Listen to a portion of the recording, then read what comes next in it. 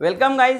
अगर आप chemical industry में जॉब कर रहे हो तो इंटरव्यूअर ने आपसे कहीं ना कहीं ये सवाल जरूर पूछा होगा कि प्लांट कैपेसिटी क्या होती है, उसका फॉर्मूला क्या होता है, कैसे कैलकुलेट करते हैं और प्लांट कैपेसिटी कैलकुलेट करने के लिए कौन सी बेसिक रिक्वायरमेंट की ज़रूरत होती है। तो आज इसी बात को समझेंगे।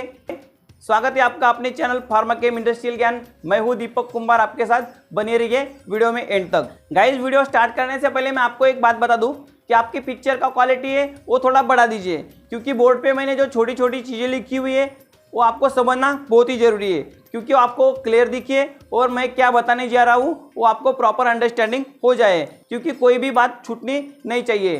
पूरा इन्फॉर्मेशन मैंने बोर्ड पे लिख दिया है, क्योंकि कम से कम टाइम में आपके पास मैं हर चीज़ बताने की कोशिश करूँ और कोई भी चीज़ मिस ना हो, इसका मैंने प्रॉपर ध्यान रखा है। तो बिना टाइम पास किए स्टार्ट करते हैं प्लांट कैपेसिटी की डेफिनेशन।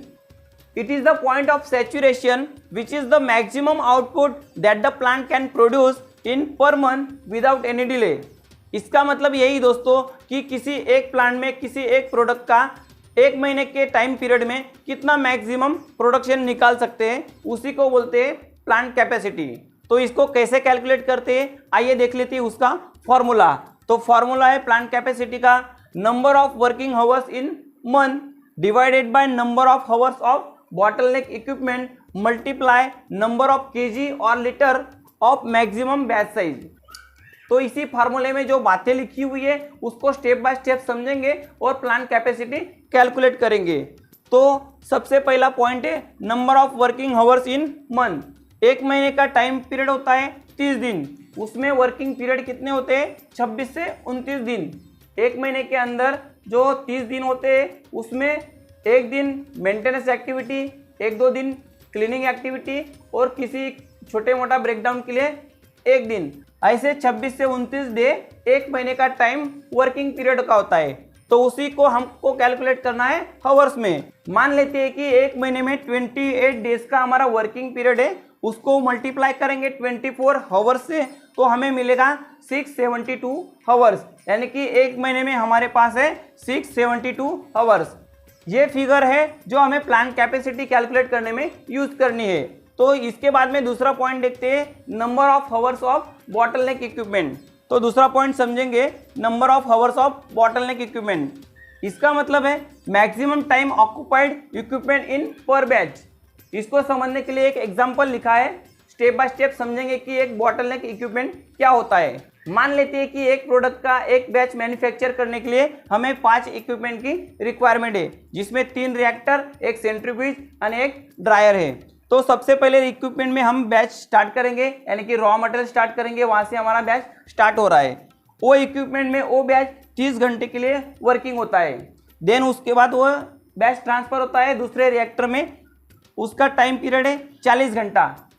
उसके बाद में वो सेम बैच ट्रांसफर होता है तीसरे इक्विपमेंट में, उसका मैक्सिमम टाइम है उस इक्विपमेंट में 25 आवर्स, यानी कि 25 घंटा। देन वो सेंट्रीफ्यूज में जाता है, वहाँ पर 8 घंटे। देन उसका ड्राइंग होता है, वहाँ पर उसका 12 घंटे ये टाइम है। तो यहाँ पर हमें देखने को मिलता है कि सभी इक्विपमेंट में एक R2 ऐसा इक्विपमेंट है जिसमें वो बैच ने सबसे ज़्यादा टाइम पीरियड ऑक्युपाइड किया है, यानी कि उसका 40 घंटा यहाँ पर जो लिया है यही हो गया हमारा बॉटलनेक इक्विपमेंट। क्योंकि बॉटलनेक इक्विपमेंट का डेफिनेशन है maximum time occupied by equipment पर बैच, यानी कि ये इक्विपमेंट है वो हमारा बॉटलनेक इक्विपमेंट है, क्योंकि यही एक इक्विपमेंट है जिस पे हमारा पूरा बैच का टाइम साइकिल डिपेंड है। और इसी इक्विपमेंट के बेस पे हमें हर बैच का जो चार्जिंग टाइम है वो डिपेंड रहेगा। मान लेते हैं कि यहाँ पे 30 घंटे के बाद बैच हमारा ट्रांसफ़र हो गया, तो ये जो रिएक्टर अभी एम्प्टी हुआ है इसमें हमको 10 घंटे का इंतज़ार करना पड़ेगा नेक्स्ट बैच चार्जिंग के लिए, क्योंकि ये इक्विपमेंट आगे वाला 40 घंटा ले रहा है। इसीलिए अगर हमने इक्विपमेंट जैसे एम्प्टी हुआ वैसे बैच चार्ज कर दिया तो हमें 10 घंटे का इंतज़ार करना पड़ेगा नेक्स्ट इक्विपमेंट में बैच को ट्रांसफ़र करने के लिए। तो इसीलिए ये इक्विपमेंट हो गया बॉटलनेक इक्विपमेंट। इसी के ऊपर हमारा हर बैच का चार्जिंग डिपेंड रहता है। तो इसका जो टाइम आवर से मैक्सिमम टाइम यही हो गया 40 घंटा। तो इसी को हम फार्मूला में यूज़ करेंगे प्लांट कैपेसिटी को कैलकुलेट करने वाले हैं। तो ये डिपेंड किस पे करता है, by occupying 80% capacity of equipment without any delay with maximum batch size and average consistent output of every batch in month. इसका मतलब यही दोस्तों कि किसी एक इक्विपमेंट में हम 1000 किलो का बैच ले सकते हैं, लेकिन हमने 100 किलो का लिया, ऐसा नहीं करना है। अगर प्लान कैपेसिटी कैलकुलेट करना है तो उस इक्विपमेंट के हमें 85% वॉल्यूम को मैक्सिमम यूज करना है और उसी के एवरेज से हमको प्लान कैपेसिटी कैलकुलेट करना है। तो उसके बाद में हमें कोई डिले नहीं करना है, मैक्सिमम बैच साइज हमें उसमें चार्ज करना है और जो आउटपुट होगा वो कंसिस्टेंट है उसका भी ध्यान रखना है और ये एवरेज 1 महीने तक बना रहना चाहिए। उसके बाद ही हमें प्लान कैपेसिटी कैलकुलेट करने में आसानी होगी। उसके बाद में तीसरा पॉइंट है नंबर ऑफ लीटर और KG of maximum batch size.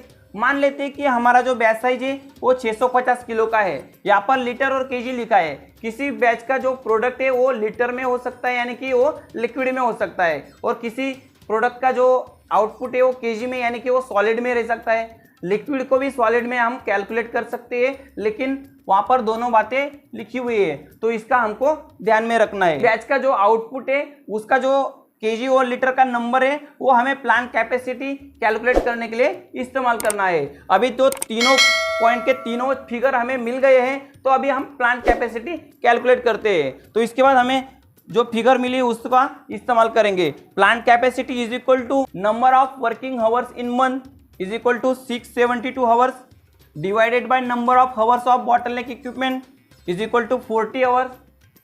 इनका कैलकुलेशन करके हमें 1 महीने के अंदर कितना बैच चार्ज कर सकते हैं वो मिलेगा, यानी कि 16.8, यानी कि 1 महीने में हम 16.8 बैच चार्ज कर सकते हैं। उसको मल्टीप्लाई करेंगे नंबर ऑफ केजी और litre of maximum batch size. हमारा मैक्सिमम बैच साइज था 650 केजी, तो हम उसको कैलकुलेट करेंगे 16.8 multiply 650 is equal to 10,920 kilo 1 महीने के अंदर हम मैन्युफैक्चर कर सकते हैं उस प्लांट में।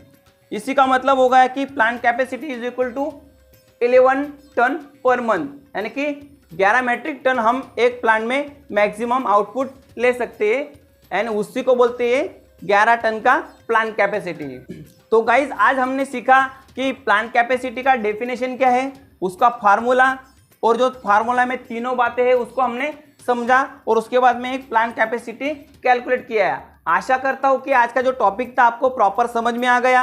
वीडियो अच्छा लगा हो तो लाइक कीजिए, चैनल पर नए हो तो सब्सक्राइब कीजिए और बेल आइकॉन को प्रेस करना ना भूलिए, क्योंकि आने वाली हर वीडियो का नोटिफिकेशन आपके पास पहुंच जाए और आप उस वीडियो को देख के आपके नॉलेज में इजाफा करो। वीडियो अच्छा लगा हो तो आपके दोस्तों के साथ जरूर शेयर कीजिए। जय हिंद, वंदे मातरम, जय भारत।